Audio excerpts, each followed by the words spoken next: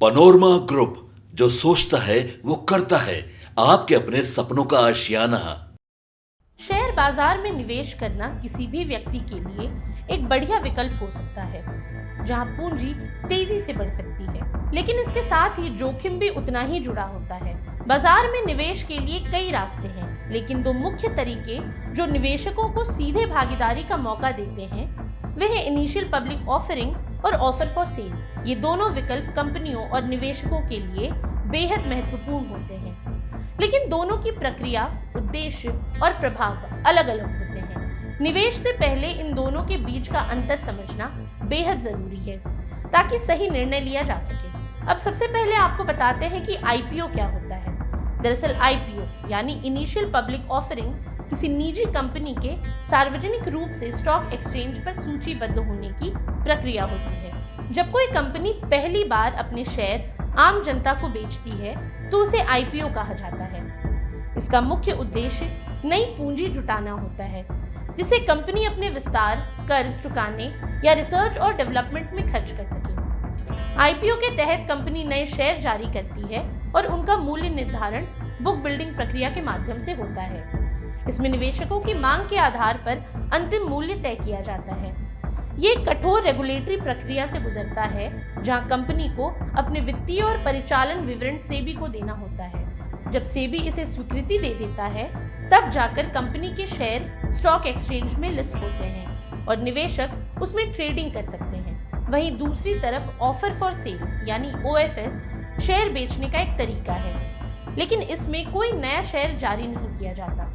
ये उन कंपनियों के लिए होता है जो पहले से ही स्टॉक एक्सचेंज में सूचीबद्ध हैं। इसमें कंपनी के प्रमोटर, बड़े निवेशक या अन्य शेयर धारक अपने मौजूदा शेयर बेचते हैं और पैसा सीधे उनके पास जाता है, न कि कंपनी के खाते में। ओएफएस में एक फ्लोर प्राइस तय किया जाता है, जो न्यूनतम मूल्य होता है जिस पर शेयरों की बोली लगाई जा सकती है। इच्छुक निवेशक इस मूल्य पर या उससे ऊपर बोली लगाते हैं और सबसे ऊंची बोली लगाने वाले को शेयर अलॉट कर दिया जाता है।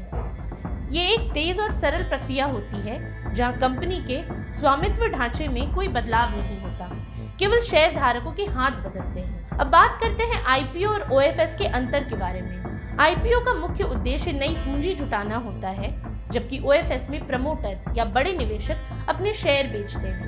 इससे आईपीओ में धन कंपनी को मिलता है, जबकि ओएफएस में पैसा मौजूदा शेयर धारकों को दिया जाता है। साथ ही रेगुलेटरी प्रक्रिया के संदर्भ में आईपीओ एक कठोर नियामक जांच से गुजरता है, जबकि ओएफएस अपेक्षाकृत सरल प्रक्रिया होती है। मूल्य निर्धारण की बात करें तो आईपीओ का मूल्य बुक बिल्डिंग प्रक्रिया के माध्यम से तय किया जाता है, जबकि ओएफएस में फ्लोर प्राइस पहले से ही तय होता है।